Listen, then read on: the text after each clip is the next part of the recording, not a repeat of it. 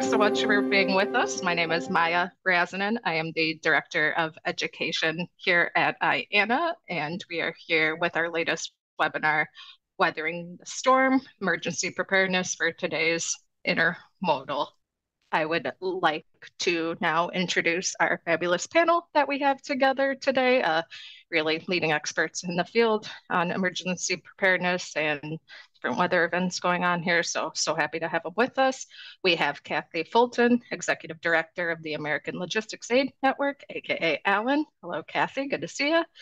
Next, we have Dustin Mixon, who is VP of Risk, Safety, and Compliance from Gulf Winds, based out of Houston, Texas. So has some information for us today, very relevant and timely. And also joining us from the Georgia Ports Authority, General Manager of Safety Operations, is Stephen Peschak. So glad you could be with us too, Stephen.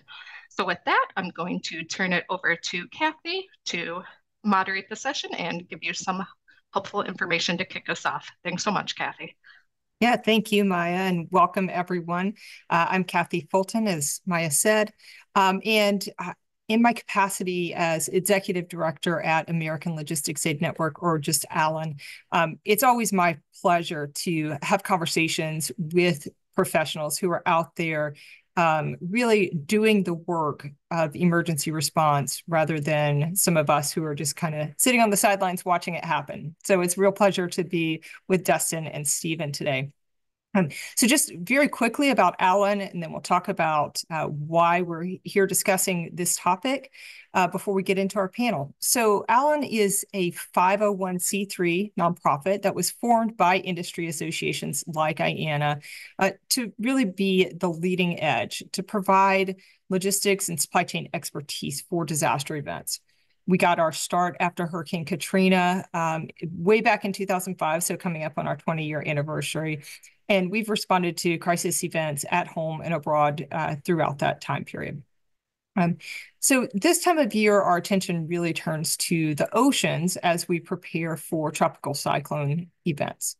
And way back in May, which seems like a lifetime ago now, the National Oceanic and Atmospheric Administration, or NOAA, released their Atlantic hurricane season outlook, which predicted an 85% chance of an above normal hurricane season. So with that, they predicted and anticipate 17 to 25 named storms, 8 to 13 hurricanes, and 4 to 7 major hurricanes. Now, major hurricane just means that the storm is a category 3 or higher on the Saffir-Simpson scale. So it would have sustained winds of 110 miles per hour or greater. Now, we've already had 2 named storms this year, Tropical Storm Alberto, followed by Hurricane Beryl, which affected the Gulf Coast just 2 weeks ago. And as some of you may know, whose remnants actually spawned storms that damaged infrastructure across the U.S., in fact, taking out a warehouse location as far away as Indiana.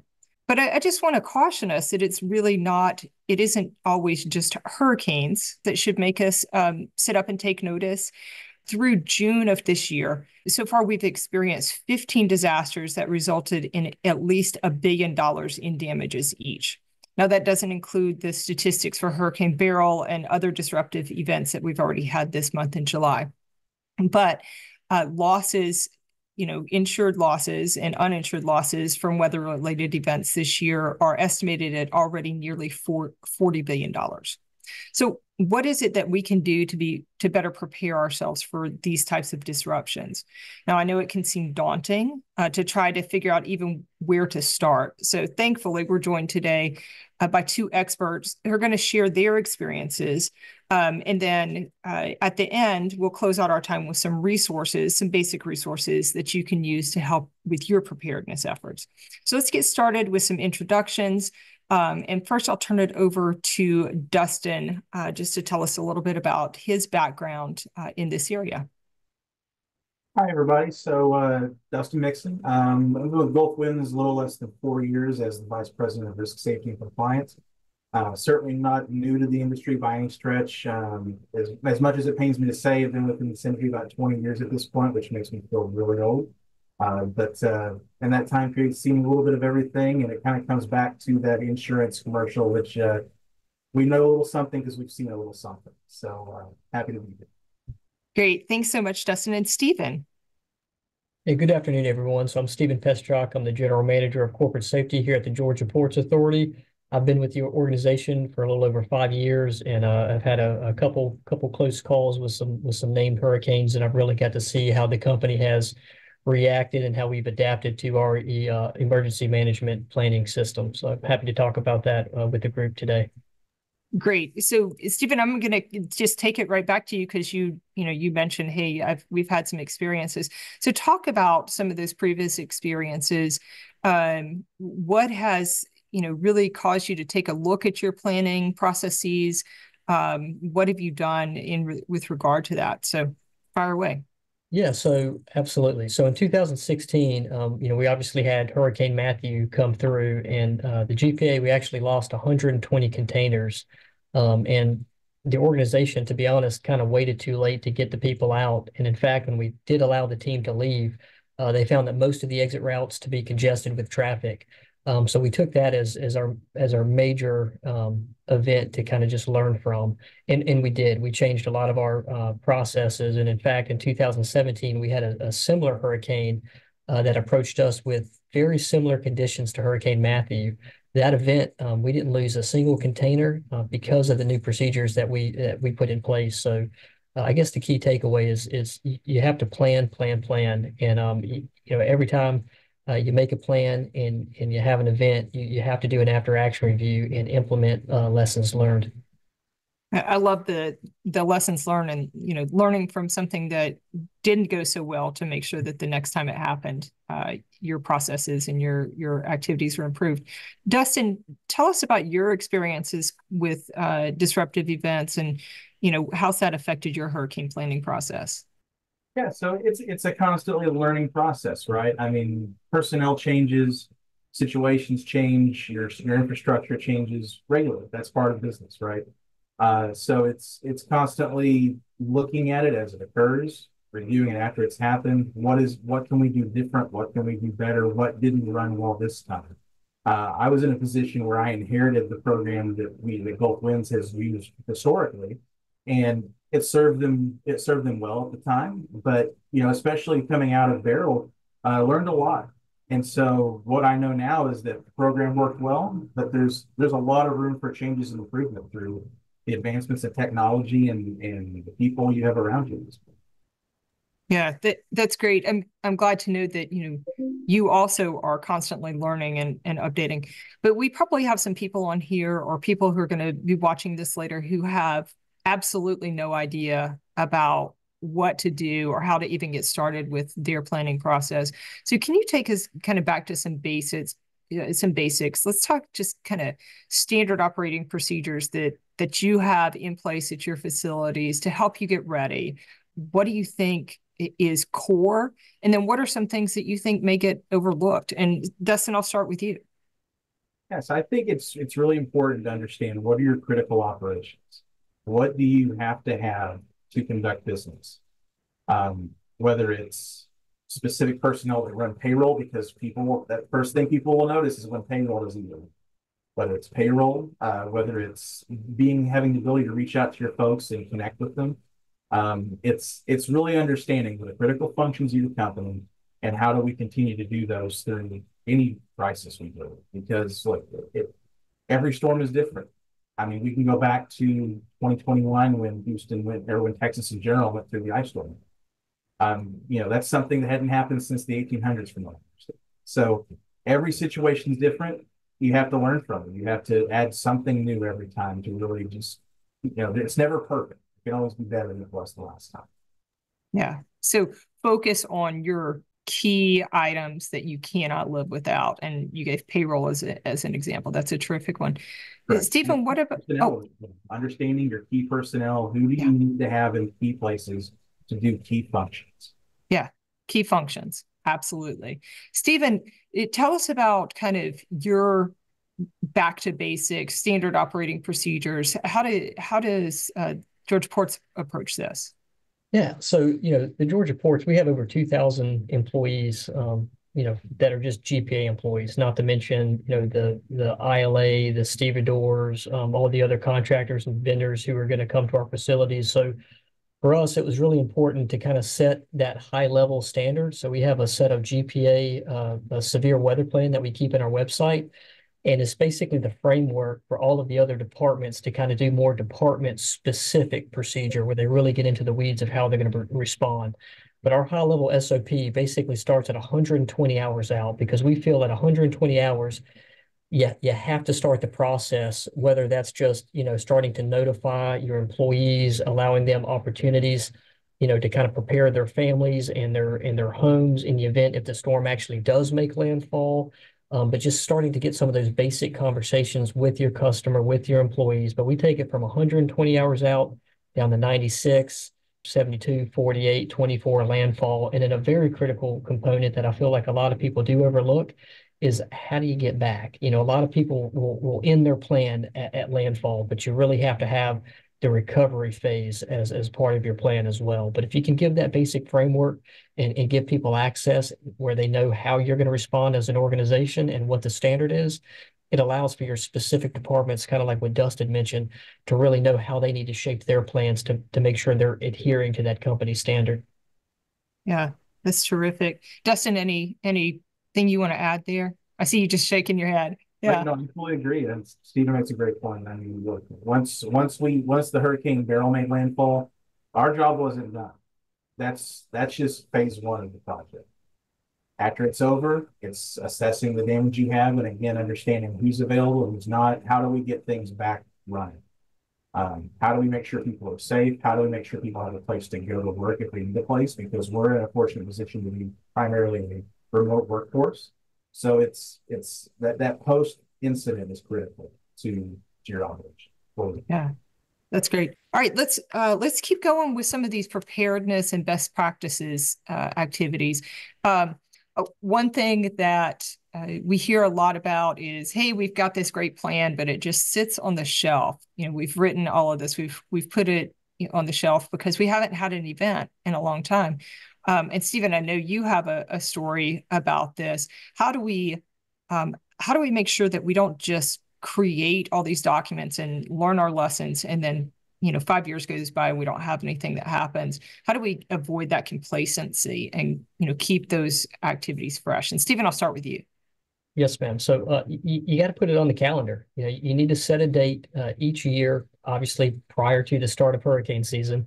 But you need to set a date where your company is going to commit to sitting down for an hour to 2 hours and just reviewing their plan with the appropriate personnel to make sure that everyone is on the same sheet of music. Because throughout the year, you may have turnover, you may have people retire, you may get new employees. You need to make sure that everyone has had a chance to review the plan and update that critical workforce list that Dustin mentioned. I cannot stress how important that critical workforce list is to an organization ahead of a storm. So that way, the key personnel that you need back on to help get your operation buttoned up and ready for the storm, but also to get them back on site to get your business back up and running. So, but you have to commit to training to that. Hey, Stephen, I don't think we talked about this previously, but I'm really curious. How far deep into your organization do you go to bring people to those planning conversations? Who sits in on those meetings?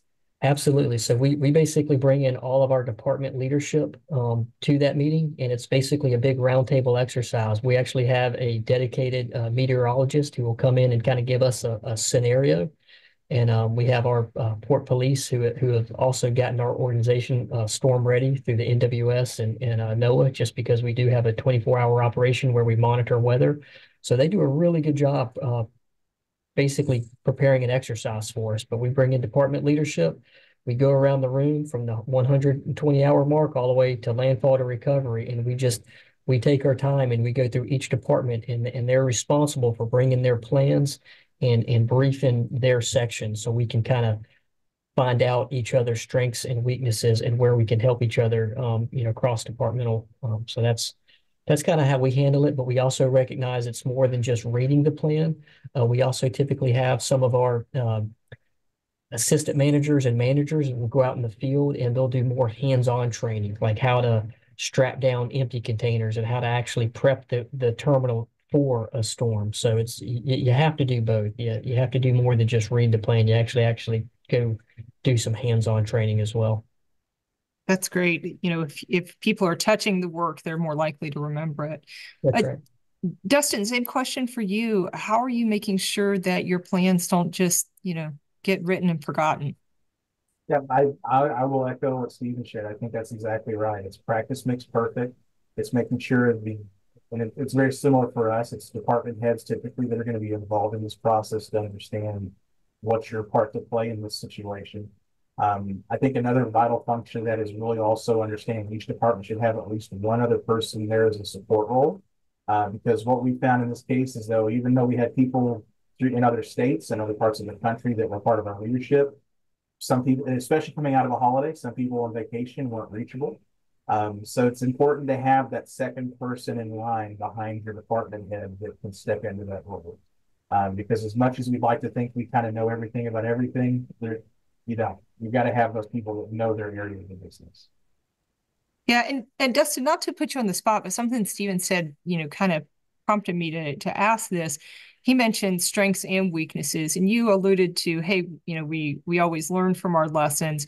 Are there any big, and this goes for either of you from the events that you've had, have there been any big oh my gosh, blind spot where you just think, oh, I completely missed that the first time around through my planning?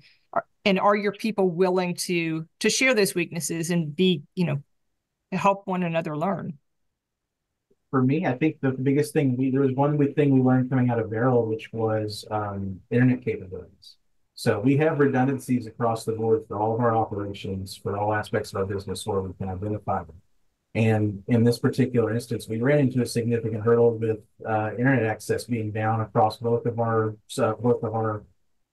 companies that provided access to us. So we had to start exploring a third option. And we were very fortunate that we were able to pivot and put that in place very quickly. But that was a great one. I mean, we always think about power. We always think about getting things out of flood zones, but internet's something we take for granted these days. And so for me, it was critical to say, okay, if we have a cable-based option, do we have a satellite-based option, do we have a cellular-based option? We have to, it's not fun to spend the money for those redundancies, but it's an important aspect for sure. Yeah, absolutely. Steven, same question to you. Anything scary come out of any of your stuff that, people were willing to admit to and you really learned from?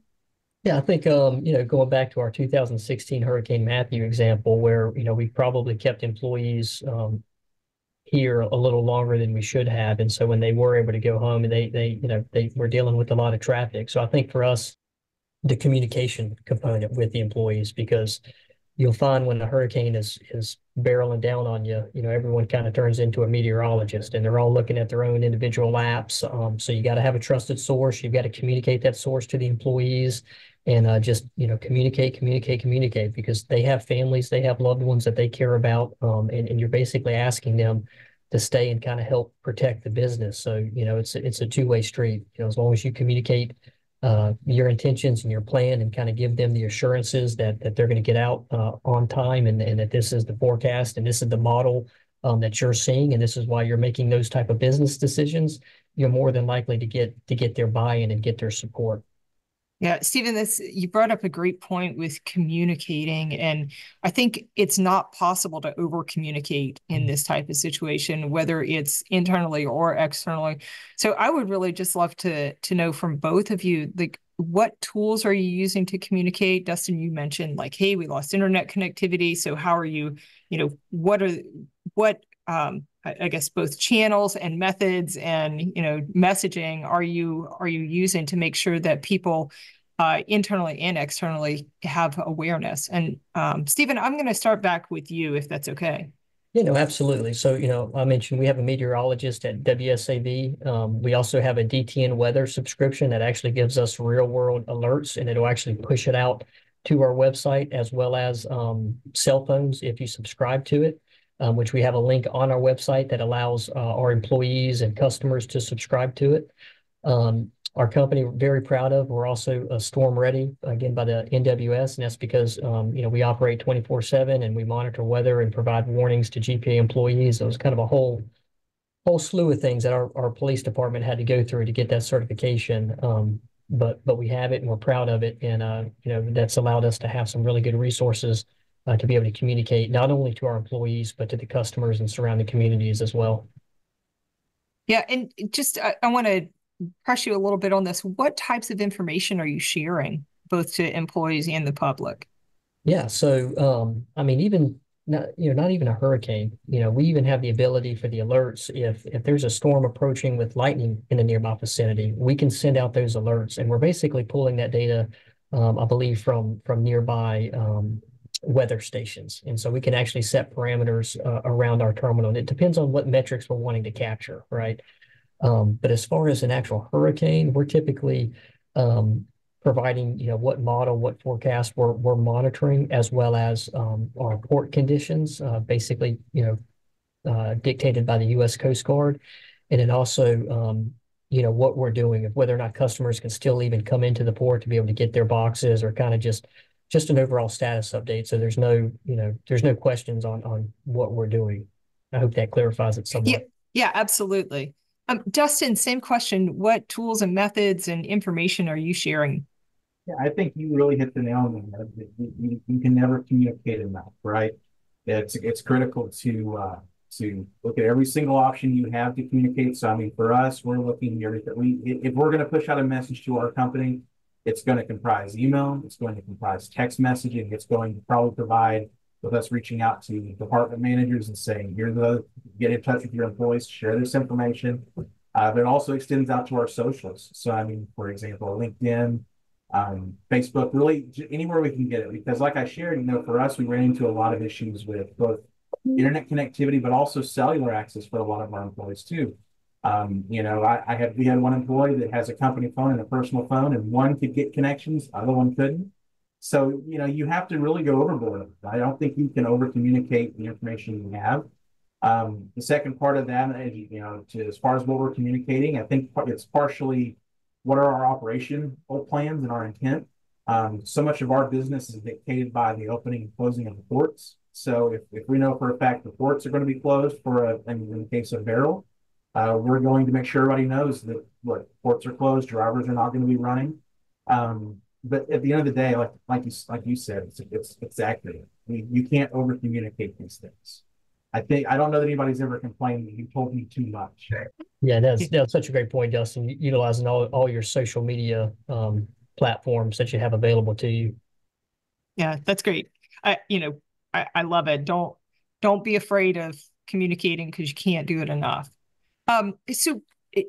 Both of you have mentioned, people that you work with outside of your organization, whether it is, the weather groups or other folks.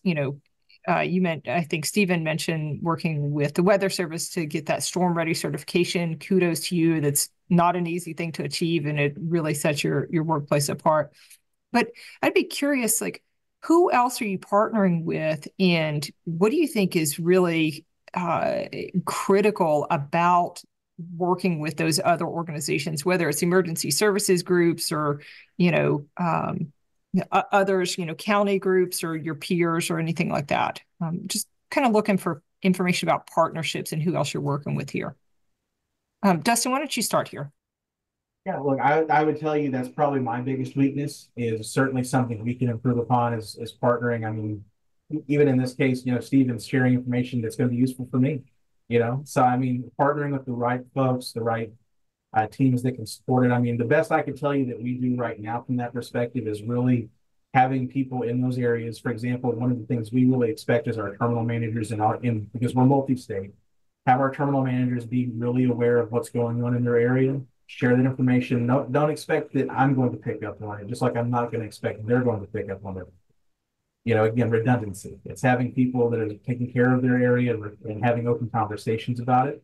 But look, I think Stephen can share some really critical things here from the perspective of partnering with the right meteorologists and things of that nature, for sure.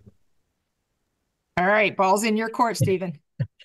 Yeah, I mean, it's obviously it's very important to be in communication with the various emergency managers from your surrounding counties, right? Because especially for us, we have a lot of employees who live in various counties and even across state lines. So it's imperative to kind of have those relationships so you can kind of know who to call if you need to try and get some sort of indication of how a particular county or state is kind of leaning regarding evacuation or reopening procedures. It's also critical to have that communication with your contractors and vendors. I mean, case in point, we have a lot of hazardous containers on our terminal. So one of our concerns is if we show up and we have hazardous containers damaged, we need to know who to call that can help us with that cleanup. So making sure that our hazmat response team is on that critical workforce list, that we've had communications and assurances that they can get back to us in a timely manner. Whether that's Georgia Power to help us get power back up if we're down, or various crane contractors that can dedicate resources to get boxes and things moved out of the way. So you got to take all of that into consideration and have communication with any contractor, vendor, your employees, local agencies, all of it. Again, it kind of goes back to that communicate. You need to be talking to everybody. Yeah. Stephen, you mentioned emergency managers, and I think that probably a lot of folks who don't necessarily work directly in crisis response don't understand the necessity of working at that local level with, your public sector peers, right? So there's emergency managers in every jurisdiction in every city. It's not just FEMA, right? There's people at the local, state, and federal level. We know, like, a lot of the work that Alan does is in that private public partnership space, and we know that that's so critical to making sure that you have a holistic view. I'm just curious, for either of you, what are you doing? What are ways in which you're participating across sectors to keep fostering relationships to make sure that your plans and your information is the most current? Dustin, you blinked first. Fair enough. Yeah, I think we can always learn from every industry. Storms don't just hit trucking carriers. They don't just hit ports. Referring back to the conversation I had mentioned earlier about the internet access, things we spurred conversations about was, okay, well, we know a company like Walmart doesn't shut down because of a storm. What are they doing differently than we are? What can we learn and adapt from those situations? So I think it's critical that, look, have an open mind, have open ears, reach out, ask questions. You can never research this enough. It's networking. It's having conversations like we're having here today. I'm sure that everybody in this conversation may be part of the intermodal world, but look, we probably have ties to other aspects and other sectors. So it's just being open to learn, because everybody's doing something a little different than you promise. Yeah, Stephen. All right. Yeah, I think Dustin hit the nail on the head when he said the networking.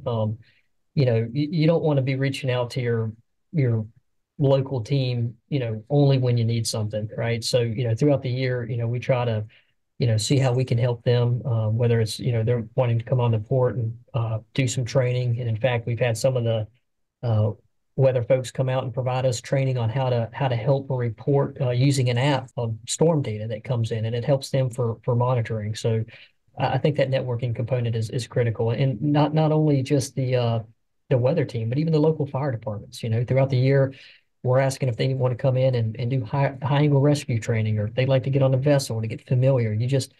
You've got to build the relationship. So, when there is an emergency and you are picking up the phone call, asking for help, they know who you are and they know your voice, and they're not hearing it for the first time. Yeah, exactly. The relationships are core to everything that we do. So, all right, let's switch gears for a little bit. So we've talked about a lot about preparedness and getting ourselves ready.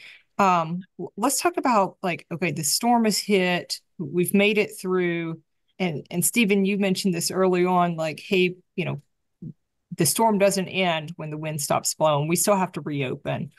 So what are you worried about? How are you approaching that portion of your activities, both from a planning and implementation perspective? Yeah, I mean, so, to be honest, we're a port, right? We're in the business of moving containers, and these containers, provide goods to, to the state and neighboring states. So I think our first and foremost is to try and get back on terminal, do a damage assessment, and try and get at least a gate in a section of our yard up and running as fast as possible to allow people to start coming in and moving cargo again and get the state back open. But you have to do it safely, right? So thankfully we have a certified police force on terminal, and they are fantastic.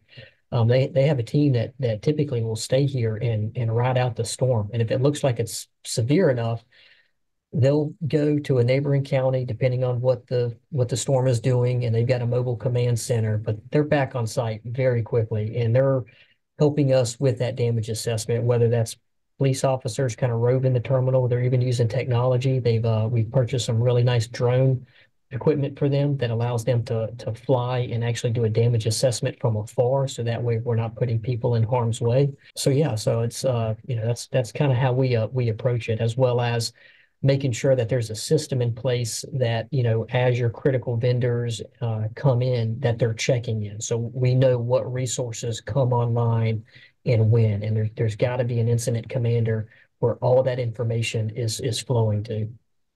That's terrific that you say incident commander. I know most of us who live outside of the world of emergency management are not familiar with the incident command system, or ICS. But it's just a project management tool for those of you who are not familiar. I encourage all of you to at least go and familiarize yourself with it. I guarantee you your next conversations with any public sector emergency manager will go much better just by virtue of you being able to speak that language a little bit. Dustin, same for you. Let's talk about reopening and what you guys are doing and thinking about. Yeah, so again, it comes back to what I said early on, understanding your critical functions and what you need to conduct business. I'm very fortunate I have an ex-DOT officer that works for me. So as soon as the storm was more or less settling down, or at least moving out of the port area itself, I had him on the ground going out, assessing damage for us, getting an understanding of what, is there anything critical that we need immediate repair on? And then once we kind of assessed that, we knew we were very fortunate to be in a good position. It's okay. We know that we have the ability to work. Now, what kind of capacity do we have to? And then again, comes back to that communication. Before we really even, I would say it's less than 6 hours out post-storm, we already had an idea of what drivers were available for us that wanted to work. We knew what personnel we had in those key roles that were available and ready and had power and internet. So again, it's communicating, it's understanding your critical functions and just making a plan. It'd be great to say we could plan this out step by step after the incident, to say we're going to do these things and we're ready to go. But we also know that you have to be able to pivot quickly, because things can change depending on the severity and a lot of contributing factors to these things. Yeah, that's terrific. Both of you have mentioned a little bit about technology, and we've talked about some resources. Are there any particular technologies or resources that you're just like, I can't do it without this? And then same question, what happens if you have to do without them? Dustin, you mentioned, cell phones and things like that. So what technology is really critical to getting your business back in business? And then, what do you do if you can't get to it? Yeah, it goes down to the core essentials of power and internet. As long as we can communicate with people, we can work. As I kind of mentioned earlier, we are Gulf Winds is primarily a remote workforce. So we're fortunate that we have people in other states. For example, I reside in Arkansas. So being the incident commander in this situation, it's helpful that I'm kind of out of the nastiness of it, that I can really look at this from a higher, from a higher level perspective, to say, okay, here's the needs. How do we go about getting those things in action? I kind of shared with my team that if we're in a situation where nobody can get power at all and we have no internet, no way to communicate, then we've probably got a bigger situation than just getting back to work, right? If we get to that point, there's something much more substantial. Yeah, Stephen, anything for you guys, technology, or what happens when you can't access resources you need? I agree with Dustin. Really the power and internet is the two most critical infrastructure that we need. I don't know if this was uh, something that affected outside of the local Savannah area, but I mean, yesterday we had most of our Verizon network go offline for a good portion of the day. So I feel like we live in a digital world, and people get so reliant on the technology that you kind of have to have a little bit of a plan. Kind of what you're alluding to, Kathy, is if that goes away, what are you going to do? Can you do some of the things that you've relied on the internet? Can you have a manual process to get things back up and running? So that's obviously that's a lot harder than just when it sounds, but yeah, power and internet are the two most critical parts. But also, that drone technology, I can't stress how beneficial that's been for us. Again, just for the damage assessment, allowing us to not have to get a person out in harm's way, but to just use technology to do that damage assessment to see if there's any true hazard that we need to be monitoring. And I don't have all the details on this, but something I just learned a few days ago is from our engineering department that the GIS system, apparently in the event of a big emergency, they'll open up that system to different companies to allow them to kind of plug in different associated hazards. So again, I don't have all the details, but that's something worth looking into, because I do know that is what a lot of the local and state and federal agencies use to kind of identify different hazardous conditions and areas within an area. Yeah, I think you're probably referring to the ESRI tool, which is what a lot of emergency management organizations use, and that's a great platform. I know that Google also has their crisis maps, and Mapbox has their suite. So whatever GIS tool you're using, I guarantee you that that provider has some form of crisis response capabilities as well. Yeah, I think it was that first one you mentioned. I think they do I think they open up their resources when they recognize it's a true national or natural disaster. Yeah, terrific. Well, we're coming up on time for Q&A. So I see we're starting to get a couple of questions in that section. So I want to take the last few minutes of prepared questions to kind of talk about other catastrophic events. So, we just saw the CrowdStrike event happen last week with shutting down Windows systems. I think major airlines are still recovering from that. We have extreme heat, excess heat, which I know a lot of us are trying to plan for, how to protect our workforce, how to protect our equipment. So I guess I'll just open this up, and Dustin, maybe I'll start with you, because you dealt with the Baltimore Bridge collapse earlier this year, and I would consider that maybe kind of one of those Black Swan events. You would talk a little bit about your planning and recovery process throughout all of that?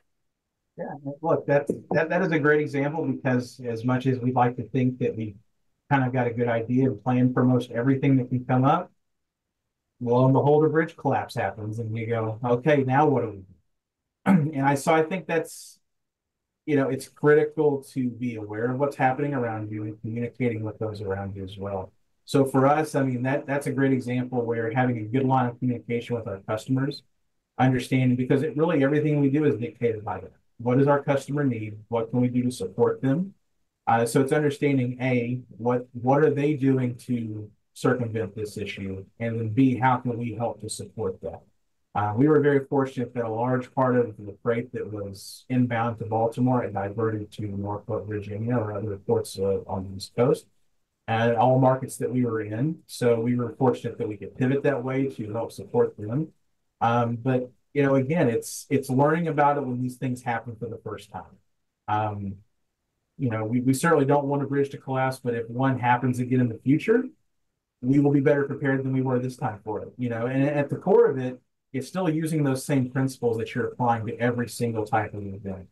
Asking the right questions, having the right people in place, having the understanding of what to do post-response is critical.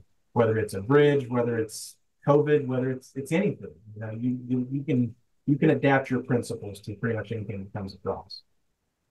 Yeah, and Dustin, you mentioned being in constant communication with your customers, and Stephen, if you guys lose Port of Savannah, that's catastrophic for the nation, right? So I'm just curious, what kind of conversations have happened, need to happen around, something of that magnitude where you can't access, that port for some reason? You got me over here knocking on wood now. I tell you, our last hurricane exercise, we actually started to kind of go down that path of some true Black Swan type scenarios, and I think that stemmed a lot from what we saw that happened up in Baltimore. And to Dustin's point, if you're being honest, you really can't plan for everything. You just can't, because you have no idea what the world's going to throw at you at any given day. But you have to try and plan for the most critical and most common things that you can reasonably expect to have happen to you. But I will say, going down this path of the Black Swan has kind of opened our eyes up a bit and helped us identify some gaps within our infrastructure, and has allowed us to kind of improve upon it. So, but you gotta, you kind of have to sometimes think outside the box, because like Dustin said, no one ever anticipated that bridge, so sometimes in those meetings, if you start throwing out these random scenarios, you might get some funny looks, but sometimes they're worth throwing out. Sometimes you have to think outside the box with when it comes to planning for some of these type of disasters. I'm going to close us out on a kind of a more persistent challenge that we're seeing more and more, and I alluded to it here in my comments a minute ago. But that's one of excess heat. When you look at, Alan has a map of, a GIS-based map of called our Supply Chain Intelligence Center, where we look at weather conditions at all the infrastructure across the U.S. And I see every day, excess heat dome over this particular area. How are you both working with the people on your facilities to kind of prepare for those long duration things that are going to be with us for, a long time to come? So, you have to meet the worker where they're at. You have to go to the work site and see and experience the working conditions that you have them in, right? So, first thing we do is, we had already kind of touched on the weather alerts. So we have a system in place that's going to alert our management team and employees the forecast for that day. We also implement a policy that everyone has to participate in a pre-shift safety brief every day before the start of work. And typically, one of the things that has to be covered, is the weather outlook. And so if it's going to be a hot day, we're going to brief it. And we've also set up different stations across our facilities, especially in our warehouses and our automotive area, where we have kind of people working more outdoors, doing some of the manual labor. But we have drink stations where we have nice, big coolers filled with water, Gatorade. A lot of employees, especially those who might be diabetic, like the sugar-free type Powerade. But what I found is variety, right? It's not people can be very particular. So if you give them a good variety of things to drink, more than likely you're going to have more success in pushing fluids in the employees. And you also have to have a designated break area, right? If your break area is 600 yards away, they're more than likely going to try to push the envelope and get the job done, versus having a break area set up close to the work site. There'll be more opportunity for them to say, hey, let me go. I'm feeling hot. I'm feeling a little tired. Let me go sit for a minute, kind of cool off, and then they can go back. And you have to give them that opportunity. But I know, as many of you know too, I think OSHA is in the process of proposing a new rule regarding hot weather plans. So we're starting to look into that to see how that's going to impact our business as well, and starting to look at possibly even purchasing some wet bulbs to kind of help us do some better monitoring of temperatures. So yeah, we're Well, bulb globe temperature or whatever that it like you learn new stuff all the time. And I know that that particular context heat was one when UPS went through their labor negotiations recently, that it was something that was top of mind for their members. So Dustin, same question to you. How are you protecting your folks from extreme heat and other things? I think he nails it to a T. The thing I would add to that is to also is to really educate your folks to understand the signs of heat exhaustion, to understand when they're approaching that, and to really make sure folks understand too that, look, you're not being more manly, or you're not being whatever by saying, oh, I'll just work through it. I'm used to being in hot weather. I'm used to doing this. I'm used to doing that. There should never be a consequence for somebody putting their safety. So it's making sure folks understand that if you're not feeling well, if you're feeling lightheaded, stop what you're doing, take a break, and understand there's not going to be a consequence for you doing it. Take care of yourself, because that's the most important thing we have, right, is our health.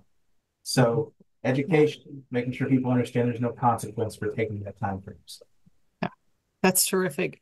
All right, so we have a few questions in the Q&A, and I'll just kind of start at the top. So the first one is about how far in advance of the storm do your plans extend, and is there a moment when either the clock or the emergency plans trigger planning to begin? Now, I'll just say, I know watching the weather the way that we do this time of year, those forecasts are better and better. But Stephen, you mentioned 5 days. Dustin, I don't remember if you said or not, but can we talk about that for a minute? How far in advance do we need to do something? I would echo the 5 days. I think that's the right call. I mean, it's really dictated by what you're seeing in the forecast. Beryl is a great example that at one point we thought that was going to be nothing more than a tropical storm. At one point, when it's further out in the ocean, I think it was up to a category 4. By the time it made landfall, it was at category 1. There's only so much you can do to know what's going to happen. It's nature. It's going to change as it transpires. 5 days typically I think that's the safe point to really start. But again, it can change. I mean, I think just even letting people know, hey, we are aware of something developing, even if it's more than 5 days. Stephen, anything to add there? No, I think you nailed it. I mean, really, we do the 5 days. We call it the 120 hours out. But that's the arrival of the storm force winds. And to Dustin's point, that system is gonna change throughout the process, right? It's either going to strengthen or possibly weaken. And we understand that 5 days, it's not like we're shutting down operations, or we're not even necessarily, buttoning, everything up at 5 day mark, but it's mainly the communication with our employees, giving them opportunity to say, hey, maybe stock up on some water, start preparing your home life. That way, as it does get closer and you are, helping us secure the terminal, still with the ample amount of time to get out, but you're able to focus on that task, and you're not worried, oh, I need to run to the store for X, Y, or Z. It just gives them the opportunity to get themselves ready at the home. Yeah, that's great. Focus on the employees' preparedness as well. Mm-hmm. All right, we have a question here about if you're during a hazardous weather event, if your traditional communications go down, what are your other options to remain in contact with your team and critical responders? So, Dustin, I know you've talked about this a little bit. Satellite phones, smoke signals. I mean, what is whatever you got? Yeah. Yeah, I like I said, I think it's important to have a variety of options if you can. Like I said, there's a variety of internet options these days. Explore what options you have. Spread your resources out across multiple areas, because you never know what's going to drop out or what's going to be available. Yeah, Stephen, anything to recommend there?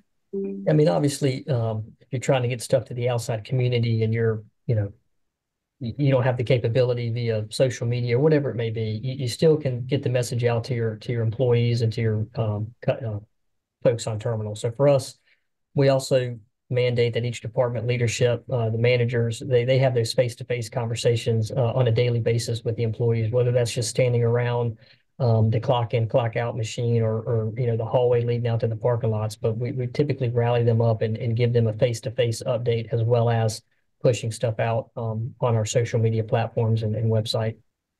And then I'll add a question to this, or just a component to it. Do your plans include any way of restarting if you're not able to communicate? Like, hey, if you haven't heard from us in 3 days, show up, or something like that.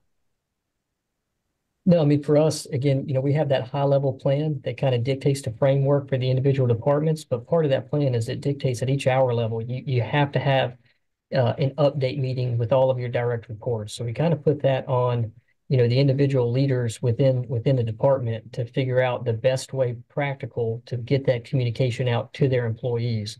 And then they have to flow that information back up to the top and say, hey, we've got 100% accountability, we're good to go, or we're missing 2 or 3 folks, and we're still reaching out. So you can't you can't rely on one person or one department. It's a team effort, and you got to make sure everybody's doing their part. Yeah. Dustin, anything to add about restarting if you can't communicate? Uh, no, I think Stephen nailed it. I think it's you've got to spread your resources around. Department heads are a critical part of that.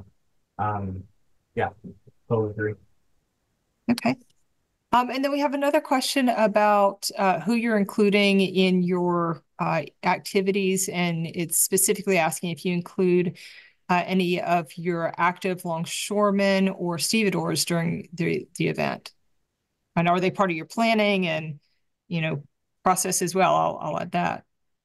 Yeah, no, I mean that's a great question. So obviously we're not the employer of the stevedore. That would be, or excuse me, of the ILA. That would be the stevedoring company Gateway in this case.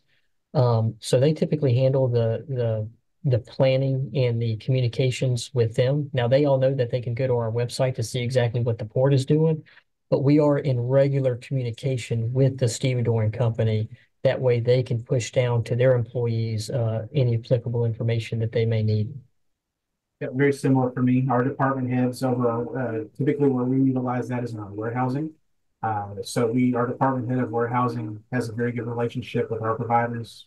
Same thing. We put that onus on him to communicate that out and keep people in the loop that needs to know. That's great. Just in the couple of minutes we have left before we wrap up, is there anything that we didn't cover today, Dustin or Stephen, that you guys want to make sure anybody listening to this webinar has in mind? And Stephen, I'll start with you. I'd just like to thank everyone for the opportunity to be here today to kind of speak about this very important topic. And I would just leave you with it. It's never too late to start a plan. So, if you don't have one, go out and start the process. That's great. And I'll share some resources here in a minute. Dustin. I would echo that very much. A term I use very commonly is bookshelf policies. You can write the best policy in the world, but if it's on a bookshelf, it's not doing any good. So write a policy. It doesn't have to be a 50-page document. Get something in place that makes sense for your organization, that you can work, that you can effectively manage, and then plan it, drill it, and continue to plan it and continue to drill it. As much as you want to say you're prepared for everything, there's always something new that pops up. So practice, practice, practice. Yeah, that's great. Write your plan, practice it, involve other people, make sure it's trained. That's terrific. So just some very simple resources for anybody who is just starting your planning journey. We've talked about all of these things today. How can you prepare ahead of time? Ready.gov has some terrific resources on how to just create a simple continuity plan for your organization. Knowing where to go for information. Both of the speakers talked about, Weather Service and NOAA. There are a ton of great apps out there. I guarantee you they're all buying that data from NOAA right now anyway. Ways to get support after disruption if your business has been affected and you need some of that bridge funding. The Small Business Administration has that information about how to get that disaster assistance. SBA is actually the same organization that handles the FEMA reimbursements for employees. So disaster.gov and that SBA website are really critical to have. One thing we didn't talk about today, but is so important, is helping your community and organizations like Allen and other organizations who are out there to help your business, your customers, provide support back to your community. Reach out to us at allenaid.org. We're happy to point you to resources, help connect you to ways that you can help. With that, we are right at time. I'm going to turn it back over to Maya. All right. Thank you so much, Kathy, Stephen, and Dustin. So very much appreciate again all your time in planning this webinar and for being with us for this hour today. I know myself, I took several notes here, really valuable information shared. So thank you again for being with us. Want to go ahead and just do a couple closing announcements here from IANA. Want to remind y'all that our Intermodal Expo is coming up September 9th through the 11th in Long Beach. Hope to see you there. If you haven't yet registered, please make sure to do so by August 2nd. That's when you'll get the advanced rate by, and that's at intermodal.org/intermodal expo. I also invite you to have a look at our upcoming education page. We do monthly webinars. Next month will again feature TTX, who was with us earlier this year for an update, and that one is open to non-members as well. So our non-members on the line can join us for that. And with that, I want to wish you all a wonderful rest of your day, and thanks so much for being with us.